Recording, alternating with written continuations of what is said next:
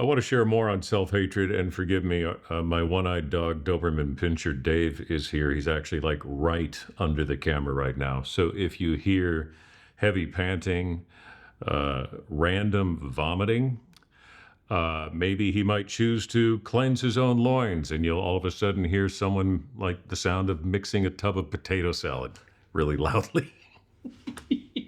That's all from Dave. Okay, so life, my friends, life. Self-hatred. You know, in a previous video of self-hatred, which I participated in greatly during my 10 years of clinical depression, crippling anxiety, schizophrenic tendencies.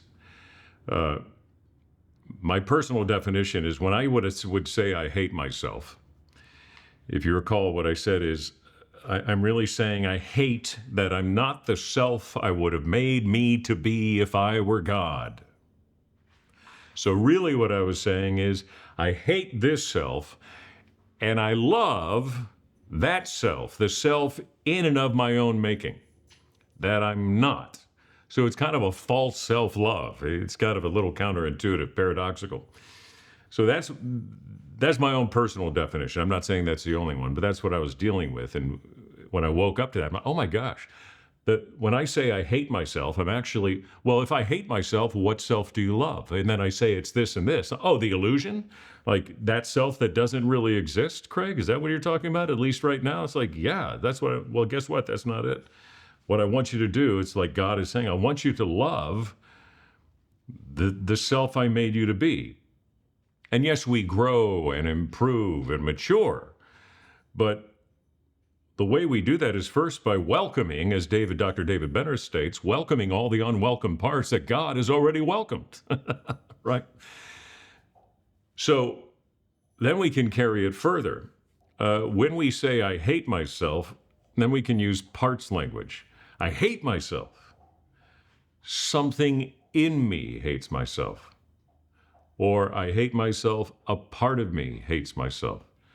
Because the reality is, too, the moment you believe that I just hate myself, the reality is it's just a part of you that's saying that. You're just allowing the part to have the loudest voice in you at that moment. Because when I would say I hate myself, does it mean 100% of the day for 10 years I just have had self-hatred? No.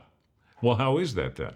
I thought I hated myself. No, it was just a part of me that would often have the loudest voice in the room, so to speak. So we use that parts language, like here's Craig, here's self-hatred. I hate myself. Something in me hates myself. We create objective distance. We go into our observer self, our non-judgmental, compassionate, observing self, observing and witnessing the human experience called you. All right? Now, let me give you another idea of self-hatred that I wrote down in my little phone here. Self-hatred is also a sustained pattern of turning emotional rejection, anger, or contempt inward toward yourself as a person rather than toward specific behaviors or situations. Isn't that interesting? So you personalize it. So what does that tell me?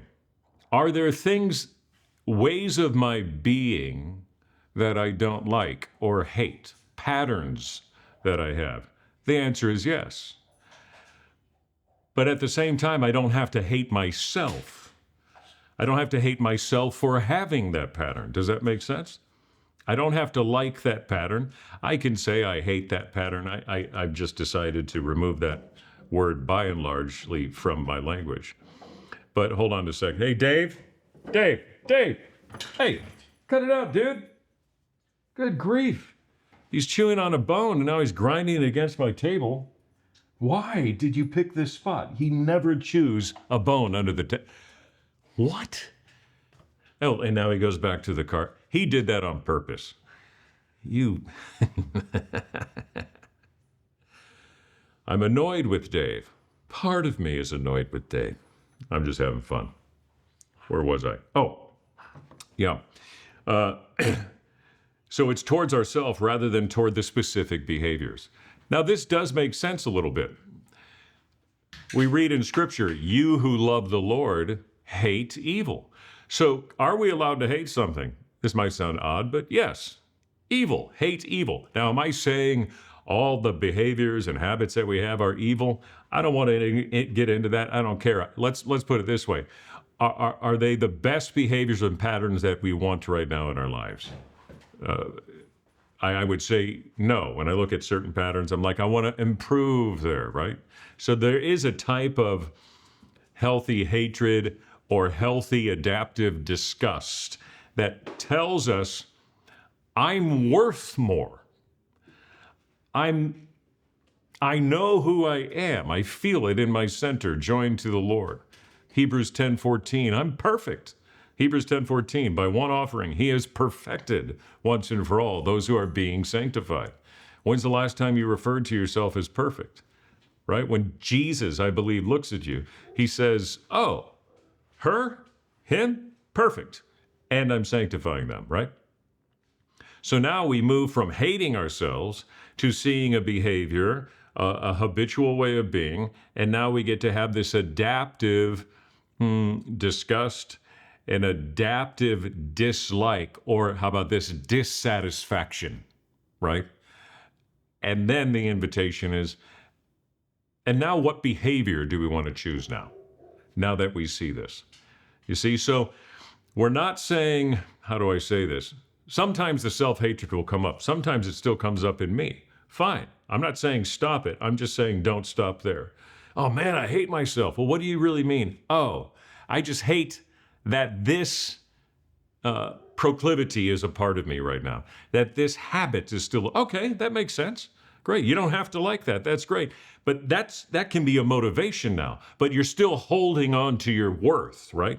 Your intrinsic worth. And now you've increased in awareness and consciousness to choose how you want to respond.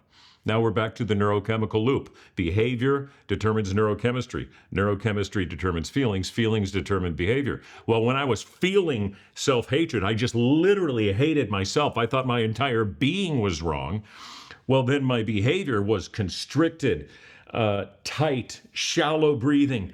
I disintegrated. I was small because I was hating this whole thing. Well, now I look at changing my behavior. No, wait, no. I'm completely worthy. I'm awesome, right? I'm reminded of Psalm 139, King David. Wonderful are your works, Lord. And David's talking about himself to the Lord. When's the last time you walked around, wonderful are your works, Lord, and you're referring to yourself. And from that locus, L-O-C-U-S, from that point of reference, now we're like, no. I'm going to change my behavior. I'm going to change this behavior. I see this proclivity. I see this tendency that I don't like, that I can even say, gosh, I hate that I do that. Fine. At least you didn't say, I hate me. You see the difference? And then we're practicing a new way of being in this world with the things that we don't have to be condemned by. We're just paying attention to. And now we're accepting the invitation of, and now that you've come to your senses, just like the prodigal son, he came to his senses. Do you think he hated being in the pig pen? Of course he did. Did he fully hate himself? I'd like to say no, we don't know. But I like the phrase, he came to his senses. One translation puts it this way, he became conscious. That's what we want. When we're totally consumed in self-hatred, we're unconsciously living.